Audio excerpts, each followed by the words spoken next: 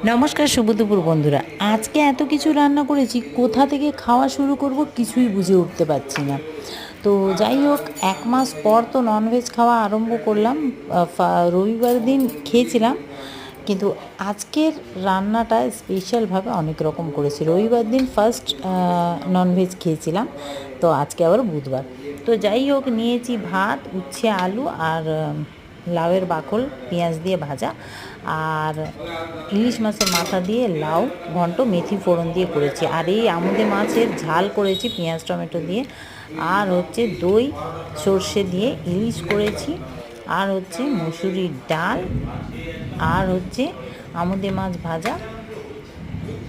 ব্যাস, এই ছিল আজকের মেনু। তোমাদের কেমন লাগলো অবশ্য কমেন্ট করে জানিও। ভালো লাগলে লাইক শেয়ার করো, পেজটাকে ফলো করো, ইউটিউবটাকে সাবস্ক্রাইব করো। কেমন লাগলো থালিটা অবশ্য কমেন্ট করবে, ঠিক আছে?